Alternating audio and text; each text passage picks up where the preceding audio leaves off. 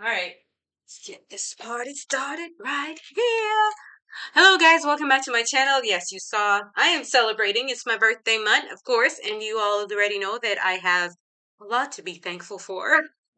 So I'm just going to not forget my fans and get right into this video. You're not here for any introductions. You already know. Please hit the like and subscribe button if you are here. A lot of you have been here many times, so please, what are you waiting for? Subscribe so that you are the first to know what goes on and when it goes on. So let's get into this topic. A lot of you were very interested.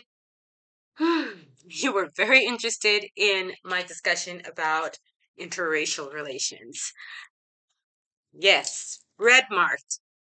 And so I decided to do a second video called Swirlers Beware.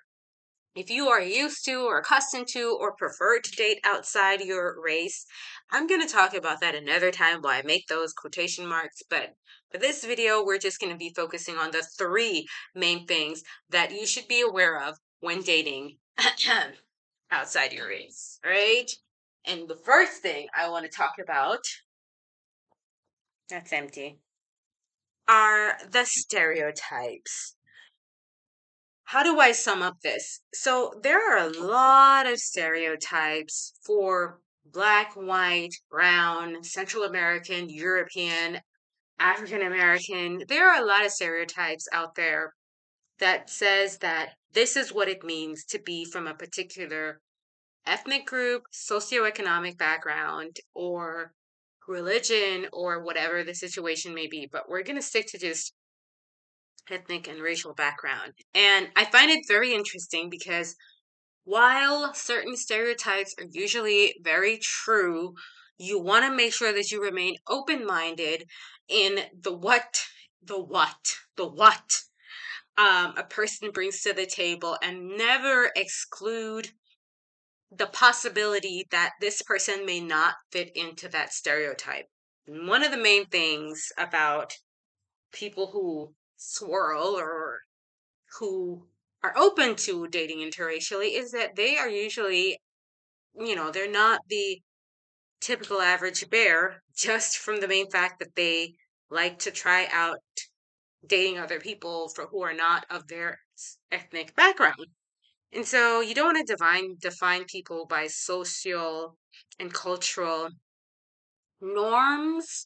I want to say you don't want to define them by social and cultural norms, or you don't want to put a blanket across a whole race of people based on what you see or hear in television.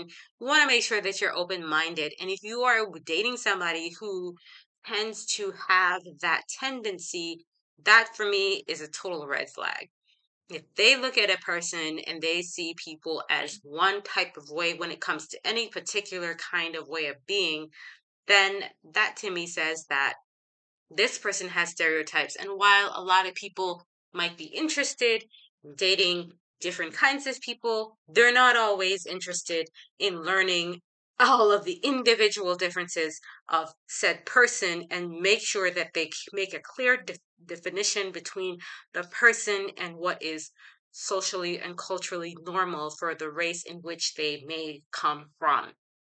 That makes sense? So if you find a person stereotyping you, while stereotypes are usually kind of true about most things, they're also true about many other people. But we want to make sure that we are being inclusive and not exclusive and judgmental in our in our perception of people.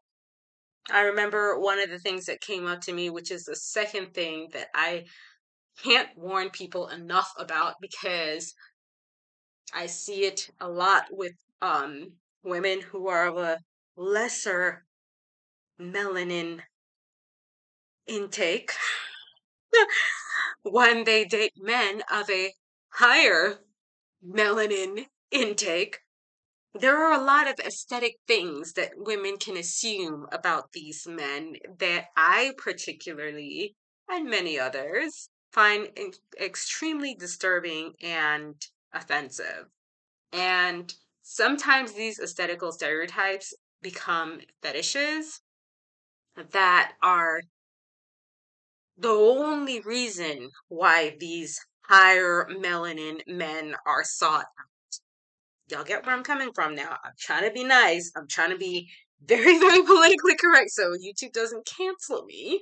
And so I think that that is something that is very, very important for both men and women to acknowledge and be sensitive to in the way they present themselves. And if this is your first time dating somebody who is a maybe particularly lesser melanin people from a particular region, some very popular from the Caucasus Mountains, perhaps. There's a very fine line when dating, and it goes the other way too. Like, I know a lot of women, and it's embarrassing for me to hear. It makes me feel very uncomfortable to hear women say things like, great skin or good hair.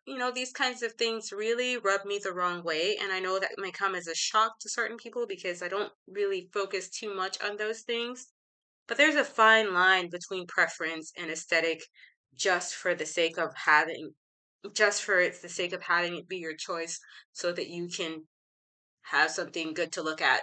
But outside of that, the person has the personality of a grapefruit, or they may be abusive, or they may have nothing else to offer.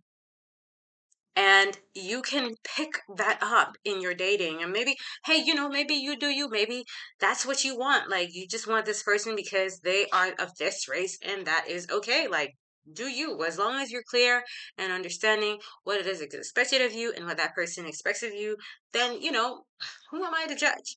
But if you're wanting to have a whole and holistic relationship based on things based on things also outside of those aesthetical aspects of the relationship, then if you find out that the person, or you notice that the person keeps on making these kinds of aesthetical references about certain parts of your anatomy, or certain about your higher or lesser melanin intake, then I would say that maybe that is just a surface relationship and there's not much more going on in terms of the level of attraction in that relationship.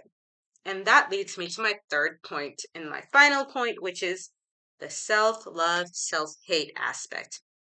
This also goes both ways. It's a little bit more obvious with women with a higher melanin intake who tend to have coarser hair specifically because that is a sore point for women of a particular part of the region of the continent. Women of Black African descent who have coarser hair, who tend to want to date men who have maybe nicer hair. I'm using that term very liberally. I don't think there is such a thing as nice or bad hair, good or bad hair. I just think there is hair, and some hair does this and some hair does this, and it is what it is. But the underlying issue that nobody wants to talk about is sometimes people are able to mask their self-hate very well and say, "Oh, I've dated all kinds of people and we're all one." But underneath that, there is fetishizing going on in a more subtle way, and it works both ways. If that is the main reason that you're in your relationship, a lot of people tend to be very drawn towards the idea of having mixed kids, for example. And it just reminds me of a joke from Meghan and Harry, but I'm not going to get into that. That's not my forte. And a lot of people also assume that because you're dating someone of the opposite race, that you may not love your culture or your parents or yourself. And so those are serious underlying issues that might need consideration and a lot of unpacking, maybe. I myself have had to answer those questions, but in the spirit of love and authenticity, love who you want to love and know that we are all essentially wanting the same things, which is love and acceptance. And hopefully it's coming from a place of curiosity and an opportunity to share yourself and your culture with people who don't look like you in order to broaden the minds of what it means to have a family and what it means to be loved by others. I think that it is great that more and more people are starting to take their dating, starting to be more flexible and fluid in their dating preferences, and that allows more change and more open conversations to take place as it pertains to interracial couples and interracial dating. Even some of the sisters, like, I'm super super impressed and excited about how many sisters are starting to take that leap of faith and start to just think about the possibility of dating somebody other than just a Black man, because that in itself can also be a stereotype that my partner has to be Black, no matter, and that's like the number one thing, not healthy, happy, respectful, loving, caring, good credit, I don't know, like, that's, I mean, good credit aside, the thing of the matter is that you want to make sure that you are clear about the things that you want in your relationship, and that the person is meeting you on a level of the things that are the most important to you. And aesthetics are, of course, very close to preferences, but they're not the be all end all of who it is you choose to spend the rest of your life with or to spend your evening with. I just want to make sure that people are understanding that love can come in all shapes and sizes and colors, but and it doesn't matter what you look like, but what matters the most is how you're treated. So I hope you guys are happy with my content. If you have any questions, comments, leave them down below. Concerns, please share your concerns with me. Like and subscribe to this video. And if you can, stay safe and stay free.